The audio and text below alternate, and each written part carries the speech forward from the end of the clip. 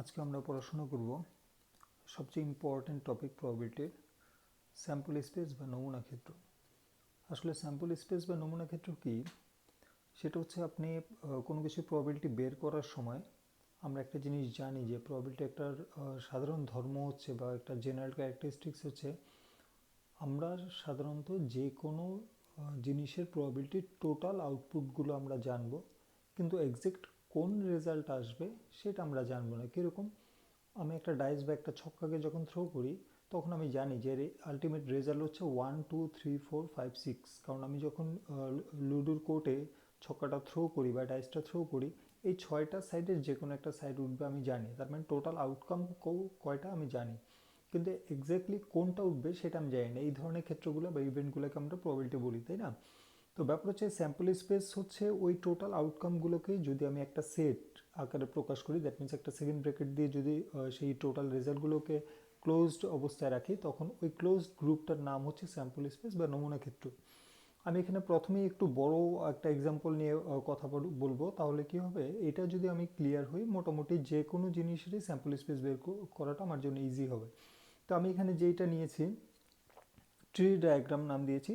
তো ব্যাপার হচ্ছে ট্রি ডায়াগ্রামটা আমরা 9-10-এ থাকতে হায়ার ম্যাথে পড়ে আসছিলাম, তো ওইটা হচ্ছে ইজি, কিন্তু ওইটার থেকেও ইজি মেথড হচ্ছে এই বক্স আকারে যখন আমরা করব। তো প্রথমে আমরা যেহেতু 9-10 দিয়ে পড়াশোনা করে আসছি, অ্যাকচুয়ালি যেটা দিয়ে আপনি করেন না কেন দুইটাই সঠিক। তো এইটাতে ট্রি ডায়াগ্রামের প্রবলেম যেটা, এটা প্রচুর স্পেস নেয়, তো যে কারণে পরবর্তী সময় এইচএসসি লেভেলে এই বক্সটা আমরা ইউজ করি। তো প্রথমে আমরা ট্রি ডায়াগ্রাম দিয়ে শিখি, যেহেতু আমরা এটা আগে করে আসছে একবার দুইবার হলেও, তো এটা দিয়ে শেখার শুরু করলে আমাদের জন্য ইজি হবে বোঝাটা। এখানে আমি যেটা করেছি দেখেন, এখানে লেখা আছে 3টি কয়েনের জন্য, তার মানে আমি পরপর 3টি কয়েনকে টস করলাম। টস করার পরে সেটার প্রবাবিলিটি স্ট্রাকচারটা দেখতে কীরকম সেটা নিয়ে আমরা একটু কাজ করব। দেখেন এখানে হচ্ছে সেই কয়েন, যে প্রথম কয়েনটা আমি টস করলাম। টস করলে আমরা জানি কয়েনের দুইটা সাইড থাকে, হয় হেড আসবে নয়তো আমার টেল আসবে। এই দুইটাই হচ্ছে একটা কয়েনের প্রবাবিলিটি। তার মানে এই যে হেড টেল, এই যে পেয়ারটা বা এই যে সেটটা, এই পুরো সেটটা হচ্ছে কত, 1 নাম্বার কয়েনের জন্য। এখন সেকেন্ড কয়েনের ক্ষেত্রে আসি, দেখেন প্রথম কয়েনের হেডের এগেনস্টে আমার কিন্তু সেকেন্ড কয়েনের হেডও পড়তে পারে টেলও পড়তে পারে, অথবা টেলের এগেনস্টে আমার হেডও পড়তে পারে টেলও পড়তে পারে। ব্যাপারটা কীরকম, আপনি একটা কয়েন টস করলেন, সেই কয়েনটা কিন্তু এখন আপনার হাতে এসে পৌঁছায়নি, এখন আমি জানি না এই কয়েনটা হেড পড়বে না টেল পড়বে। তো অ্যাট দ্যাট টাইম আমি আরেকটা কয়েন টস করলাম। তো করলে হয় কি, দেখেন প্রথম কয়েনের হেড পড়ার প্রবাবিলিটি এখনও আমার আছে, এখনও কিন্তু সেকেন্ড কয়েনটা আমার ঘুরছে, তাই না, এখন আমার হাতে এসে পৌঁছায়নি। তার মানে ওই প্রথম কয়েনের হেডের জন্য কিন্তু এই কয়েনের হেড টেল যে কোনোটা পড়তে পারে।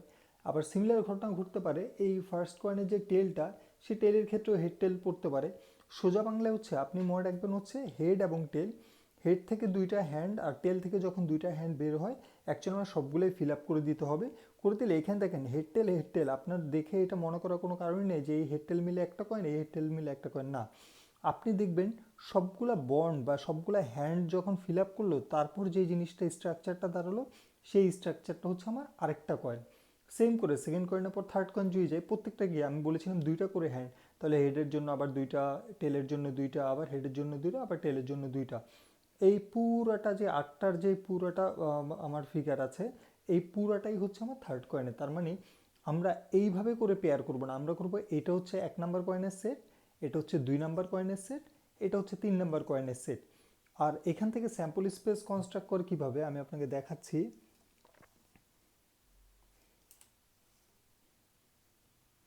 এই যে আমার স্যাম্পল স্পেসের রেজাল্টগুলো দেখেন, এখানে সুন্দর করে স্যাম্পল স্পেসটা করা আছে। কীভাবে করব দেখেন, প্রথম এইচ নিয়ে যখন কাজ করব, এইচ থেকে যতভাবে তৈরি করা যায় দেখেন, এইচ এইচ এইচ, এই যে আমার H H H, H H টি, এই যে আমার এইচ এইচ টি। এখানে মনে রাখতে হবে আপনি চাইলেও নিজের মতো উল্টাপাল্টা করে লিখতে পারবেন না, যেরকম এটা এইচ এইচ টি আপনি চাইলে এইচ টি এইচ লিখতে পারবেন, এটা সিকোয়েন্স ঠিক রাখতেই হবে। তাহলে এটা কমপ্লিট। এবার এটা আসেন H T H, H T T, এই যে আমার H T H H T T. Same করে T H H, T H T, T T H, T T T, এই যে টি টি টি। এই যে আমার টোটাল 8টা রেজাল্ট হলো, এই 8টা রেজাল্টকে আমি সাধারণত স্যাম্পল স্পেস বলি। এখন কথা হচ্ছে স্যাম্পল স্পেস বের করব, আমাকে কি স্যাম্পল স্পেস বের করতে দেয়? সাধারণত আপনাকে স্যাম্পল স্পেস বের করতে দেয় না। তাহলে ভাইয়া যদি স্যাম্পল স্পেস বের করতে না দেয় তাহলে আমি কেন বের করব? সেটা বোঝার জন্য আমি এখানে কিছু এক্সাম্পল রেখেছি। যেটা দেখলে আপনি বুঝে যাবেন যে স্যাম্পল স্পেসটা কেন লাগে। সবার আগে একটা জিনিস আপনাদেরকে আমি রিমাইন্ড করে দিই, সেটা হচ্ছে প্রবাবিলিটি ফর্মুলা বা সম্ভাবনার বা সম্ভাব্যতা। এটা ফর্মুলা কী ছিল? আমার অনুকূল ঘটনা বাই মোট ঘটনা অথবা favourable events divide by total events, তাই না? তাহলে এবার দেখি এখানে টোটাল ইভেন্টস কিন্তু মানে হচ্ছে কি আপনার স্যাম্পল স্পেসে টোটাল কয়টা রেজাল্ট, এখানে কাউন্ট করলে দেখবেন 8টা আছে। হ্যাঁ, তার মানে এই 8টাই হচ্ছে আপনার টোটাল রেজাল্ট। আচ্ছা দেখি কি বলছে। প্রথম এক্সাম্পলটা হচ্ছে তিনটা মুদ্রাতেই বা কয়েনেই এইচ উঠার। আমি কয়টা কয়েন টস করেছিলাম? 3টা। এখন আমার প্রশ্নটা হচ্ছে 3টা কয়েনেই আমার এইচ উঠবে, তার মানে কি প্রথম কয়েনের এইচ, সেকেন্ড কয়েনেও এইচ উঠবে, থার্ড কয়েনেও এইচ। অ্যাকচুয়ালি কয়টা এইচ? 3টা এইচ উঠবে। তার মানে এটা অ্যাকচুয়ালি হচ্ছে 3টা এইচ উঠা প্রবাবিলিটি কত। তাহলে 3টা এইচ দেখি তো এখানে কয়টা আছে। 3টা এইচ আলা বা ট্রিপল এইচ কয়টা? একটাই আছে, 1। তার মানে ফেভারেবল বা অনুকূল ঘটনা 1 আর টোটাল হচ্ছে 8। এবার সেকেন্ড দেখেন, পরপর আমি এখানে যেই এক্সাম্পলগুলো নিয়েছি সেগুলো হচ্ছে এই ধরনের ম্যাথ থেকে সাধারণত যেগুলো বের করতে দেয় সেরকম জিনিসগুলো নিয়ে এক্সাম্পলটা সাজানো। পরপর বা কনজিকিউটিভলি 2টা হেড, তার মানে 3টা কয়েনের মধ্যে আপনার পরপর 2টা হেড। তার মানে কি এইচ এইচ, এইচের পর টি আসতে পারবে না। যদি এইচের পর টি আসে সেটাকে আবার বলা হয় পর্যায়ক্রমে বা সিকোয়েন্সলি, সেটা আমরা পরেরটাই শিখবো। তো কনজিকিউটিভলি যখন বলে বা পরপর যখন বলে তখন আমরা বুঝিয়ে নিব যে পরপর 2টা এইচ। এবং এই ক্ষেত্রে মনে রাখতে হবে পরপর 2টা এইচ বলে দেওয়া মানে হচ্ছে যেখানে আপনার 3টে এইচ চলে আসবে সেটা আমি নিতে পারবো না। পরপর 2টা এইচ মানে 2টা এইচই থাকতে হবে একসাথে। এর আগে পরে কি থাকলেও সেটা সমস্যা নেই, কিন্তু এর আগে বা পরে এইচ থাকতে পারবে না। 2টা এইচ মানে 2টা এইচই থাকতে হবে। তার মানে কি দেখেন, এই যে আমি ক্রস দিয়ে রেখেছি, 2টা এইচ কিন্তু আছে, কিন্তু এরপরের 3 নাম্বারটা এইচ রাখা যাবে না, মানে আমার এক্স্যাক্টলি 2টা এইচই থাকতে হবে। আবার এখানে দেখেন এইচ টি এইচ, এটা কেন বাদ দিলাম ভাই? এখানে তো 2টা এইচ আছে, কিন্তু দেখেন এই 2টা এইচ কিন্তু পরপর মানে পাশাপাশি নাই। তো পাশাপাশি বা কনজিকিউটিভলি যদি না থাকে তাহলে আমরা নিতে পারবো না। তো এই দুটো যদি বাদ দিই, দেখি তো আর 2টা এইচ কোথায় আছে। দেখেন এই যে আমার এইচ এইচ টি, এখানে একটা এইচ আছে, এইখানেও 2টা এইচ আছে, আর এই যে টি এইচ এইচ, এইখানেও কিন্তু 2টা এইচ একসাথে আছে। হ্যাঁ, তাহলে ফেভারেবল কয়টা? 2টা, আর টোটাল কত? 8টা। এখন কাটাকাটি করে আপনি 1/4 লেখেন, কোনো সমস্যা নেই। এইবার হচ্ছে সেই পর্যায়ক্রমিক বা সিকোয়েন্সলি। পর্যায়ক্রমিকের ব্যাপারটা আমি আপনাকে বলি। পর্যায়ক্রমিকের কথাটার মানে বা কনজিকিউটিভলি সিকোয়েন্সলি যাওয়ার মানে হচ্ছে প্রথমটা যদি হেড হয়, পরেরটা টেল, এরপরটা আবার এইচ। অথবা উল্টো করে যদি বলি, প্রথমটা টেল, তারপরটা হেড, তারপরটা টেল। যদি শর্টে বলি এইচ টি এইচ অথবা টি এইচ টি, তার মানে সিকোয়েন্স অনুযায়ী আমাকে যাইতে হবে। প্রথমে হেড, তারপর টেল, তারপর আবার হেড, অথবা প্রথমে টেল, তারপর হেড, তারপর আবারও হেড টেল। তো এটা আমি লিখে দিয়েছি। দেখেন পর্যায়ক্রম মানে কি এইচ টি এইচ অ্যারো দিয়ে বুঝাই দিয়েছি যে কোনটা কোনটা থাকে, অথবা টি এইচ টি। তাহলে এরকম কয়টা আছে? এরকম দেখবেন 2টাই আছে। এই যে আমার এইচ টি এইচ, এই যে আমার টি এইচ টি, 2টাই আছে। তাহলে এটার আনসার হচ্ছে 2/8, কাটাকাটি করলে 1/4। এইবার আসেন একটা ইম্পর্টেন্ট ইয়ে নিয়ে কথা বলি, অন্তত বা লিস্ট। মানে হচ্ছে আপনার কমপক্ষে, অন্তত, লিস্ট বা মিনিমাম। ধরেন এখানে আমি বলে দিলাম মিনিমাম 2টা টি, তার মানে এই কথাটা মানে কি মিনিমাম 2টা টি মানে আপনি 2টা টি তো নিতে পারবেনই, এর বেশি থাকলেও সমস্যা নাই। দেখেন এইটার সাথে এটা পার্থক্যটা দেখেন, যখন আপনাকে বলে দিই কনজিকিউটিভলি তখনও কিন্তু আপনি 2টা টি নিয়েছেন, কিন্তু 2টা টি এর পরে অথবা 2টা এইচ এর পরে আবার এইচ চলে আসলে বা 2টা টি এর পর আবার টি চলে আসলে নিতে পারবেন না। কিন্তু এখানে ওই বাধাটা নাই। এখানে কি কমপক্ষে 2টা টি মানে হচ্ছে এর বেশি নিলে সমস্যা নাই। তাহলে দেখি 2টা টি থাকবেই, তার বেশি হলে সমস্যা নেই। তাহলে দেখি আমার এখানে 2টা টি কোথায় কোথায় আছে। এখানে নাই, এখানে নাই, এখানে নাই, এখানে 2টা টি আছে, একটা পাইলাম। তারপর হচ্ছে এখানেও 2টা টি আছে, পাইলাম। এখানেও 2টা টি আছে, পাইলাম। এখানে 2টা টির বেশি আছে, সমস্যা নেই, আমার কমপক্ষে 2টা বলেছে। এবং খেয়াল করেন আমরা যখন কনজিকিউটিভলি বা পরপর বলেছি তখন এটা কাউন্ট করিনি, কিন্তু এই কমপক্ষেটা কোনো ধরনের শর্ত নেই, আপনি শুধু দেখবেন 2টা টি বা তার বেশি আছে কিনা। তার মানে টোটাল কয়টা? 4টা, তার মানে 4/8। আর এর পরেরটা হচ্ছে সর্বোচ্চ বা ম্যাক্সিমাম, যে আগে ছিল মিনিমাম 2টা আর এখন হচ্ছে ম্যাক্সিমাম 2টা নাও। ম্যাক্সিমাম 2টা নেওয়ার মানে কি আপনি 1 থেকে শুরু করে ম্যাক্সিমাম যত পর্যন্ত বলে অত পর্যন্ত নিতে পারবেন। তার মানে ম্যাক্সিমাম 2টা টি কথা মানে কি আপনি একটা টিও নিতে পারবেন, 2টা টিও নিতে পারবেন, কিন্তু 3টা টি নিতে পারবেন না। এরকম কয়টা আছে দেখি।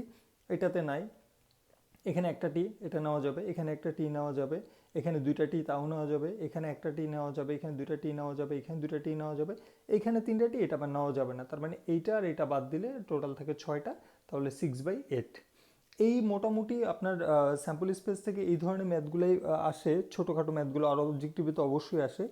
এইবার আমরা শিখব যে এই ধরনের ম্যাথসের ক্ষেত্রে ধরেন এই অঙ্কটা ইজি ছিল যে আমার 3টা কয়েন, যদি আপনাকে আমি বলি 3টা ডাইস পরপর ওই 3টা ডাইসকে পরপর আপনি থ্রো করেন, তাহলে ব্যাপারটা দাঁড়ান দেখেন কীরকম হয়। একটা ডাইস থেকে 6টা হ্যান্ড বেরোবে, ওই 6টা থেকে আবার প্রত্যেকটার জন্য 6টা করে 36টা হ্যান্ড, ওগুলো প্রত্যেকটা আবার 6টা করে হ্যান্ড বেরোবে। তার মানে এই পেজেও জায়গা হবে কিনা সন্দেহ আছে। তখন একটা ইজি ওয়ে তৈরি করা হলো, সেটা হচ্ছে এটা কীরকম দেখেন। আমার প্রশ্নটাকে একটু খেয়াল করেন। প্রশ্ন হচ্ছে 2টা ছক্কা বা ডাইস যদি আপনি থ্রো করেন, 2টা নিয়েছি আমি, 2টাতেই ছক্কা ওঠার প্রবাবিলিটি কত। প্রশ্নটার মানে কি, প্রশ্নটা মানে হচ্ছে আপনি 2টা ডাইস বা ছক্কা থ্রো করেছেন, ঘুরতে ঘুরতে 2টাতেই 6 উঠবে, 2টাতেই ছক্কা ওঠার প্রবাবিলিটি কত। তাহলে এটার জন্য এরকম ট্রি ম্যাথে বড় জিনিস আর যাওয়ার দরকারই নেই, আমরা বক্সে আঁকতে পারি। কীরকম দেখেন, এইখানে হচ্ছে প্রথম যেই ছক্কাটা সেটার 1 2 3 4 5 6 6টা সাইড, এখানে হচ্ছে সেকেন্ড ছক্কাটার 6টা সাইড। হ্যাঁ, তো আমরা করবো কি দেখেন, প্রথম ছক্কার প্রথম সাইড ক্রসে যাবেন, এই যে এইরকম ক্রসে 1 1, এই যে তারপর হচ্ছে 2 1 3 1 4 1 5 1 6 1, বুঝা গেল। তার মানে প্রথমেই একটা 1 দিয়ে সবগুলাকে করব। এবং এই ক্ষেত্রে মনে রাখবেন, যেহেতু এটা আপনি ফার্স্ট ছক্কার জন্য লিখেছেন, তার মানে এর রেজাল্টটা সবসময় কী করতে হবে, আগে লিখতে হবে। দেখেন এই দুটো মিলে 1 1, এরপর 2 এর সাথে 1 দিলাম, 2টা আগে রাখছি, কারণ হচ্ছে ফার্স্ট ছক্কাটা আমার রেজাল্ট আগে লিখতে হয়। 3 1, এই যে আমার 3 1। তাহলে ধরেন এই ঘরটায় আমি কত লিখবো, দেখি এই ঘর বরাবর উপরে কত 4, এই ঘর বরাবর এই পাশে কত 3, তার মানে এটা আগে আনতে হয় 4 3। এরকম করে যদি যাই, লাস্টে দেখলাম 6 6 হয়। কেন, এই ঘরের প্রথমটাও 6, এই ঘরেও 6। তার মানে যেই ঘরে, যে কোনো একটা ঘরে যখন আমি যাব, আমি দেখবো এর উপরে কত আছে, প্রথম উপরের ডিজিটটা লিখবো, তারপর দেখবো এটা লেফটের ডিজিট কত সেটা লিখে দিব, তাহলে এই ঘরটা ফিল আপ হয়ে যাবে। তো প্রশ্ন ছিল 2টা 6, তাহলে 2টা 6 কয়টা আছে, এই যে দেখেন শুধু একটা। আর টোটাল কয়টা কাউন্ট করে দেখেন, অথবা 6 × 6 করলে দেখবেন 36, তার মানে অ্যান্সার হচ্ছে 1/36। এই হচ্ছে মোটামুটি স্যাম্পল স্পেস নিয়ে কথাবার্তা। Thank you.